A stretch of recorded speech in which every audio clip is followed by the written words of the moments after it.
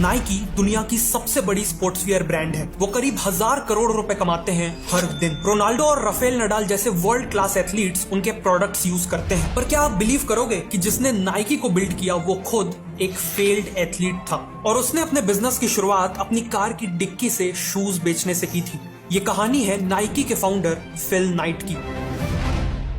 Phil Knight का birth 1938 में हुआ था, अमेरिका के पोर्टलैंड नाम के एक स्मॉल टाउन में। बचपन से ही वो काफी तेज दौड़ते थे और उनकी लाइफ का अल्टीमेट ड्रीम था एक ग्रेट एथलीट बनना। स्कूल और कॉलेज में उन्होंने अपनी रनिंग पे बहुत काम किया और कई रेसेस जीती। रनिंग के साथ साथ फिल ने अपनी एजुकेशन भी कंटिन्यू रखी और 1962 में उन्होंने MBA कंप्लीट कर लिया। वो अभी भी रनिंग कंटिन्यू करना चाहते थे, लेकिन एक सुबह अपनी प्रैक्टिस रन के दौरान उनका रियलिटी से सामना हुआ। अपना पूरा यूथ रनिंग को डेडिकेट करने के बाद वो अपने स्टेट के तो one of the best athlete बन चुके थे, लेकिन वो एक नेशनल और इंटरनेशनल लेवल एथलीट नहीं बन पाए थे। Sadly he was good but not great.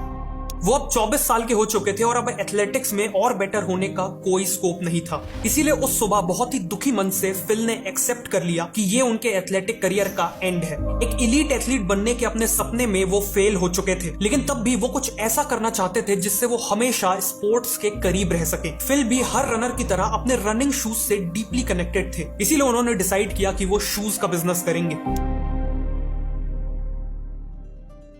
Fill को याद आया कि उन्होंने अपने MBA के दौरान कई हफ्तों की स्टडी की थी और रनिंग शूज के बिजनेस के ऊपर एक डिटेल्ड रिसर्च पेपर लिखा था। रिसर्च में उन्हें पता चला कि जापानीज कैमरा कंपनीज ने अपनी बेटर क्वालिटी और लो प्राइस के चलते अमेरिकन कैमरा मार्केट को डिसरप्ट कर दिया था और उनके रिसर्च पेपर के अकॉर्डिंग जापानीज शूज भी सिमिलरली USA के शूज मार्केट को डिसरप्ट कर सकते थे और उस टाइम की सबसे बड़ी कंपनीज एडिडास और प्यूमा को ओवरटेक कर सकते थे। अपने इस कॉलेज प्रोजेक्ट के बेसिस पे पूरा बिजनेस स्टार्ट करना एक बहुत बड़ा रिस्क था, लेकिन फिल के पास और कोई ऑप्शन भी नहीं था। उन्होंने डिसाइड किया कि वो जापान से टाइगर ब्रांड के शूज को इंपोर्ट करके USA में बेचेंगे। टाइगर के शूज ओनित्सुका नाम की जापानीज कंपनी मैन्युफैक्चर करती थी। इसीलिए फिल ने अपनी पूरी सेविंग्स इकट्ठा की और फ्लाइट लेके जापान के लिए निकल पड़े और फाइनली जापान पहुंच के उन्होंने ओनित्सुका के ऑफिस में कॉल करके एक अपॉइंटमेंट ले ली। मीटिंग से पहले वो काफी नर्वस थे।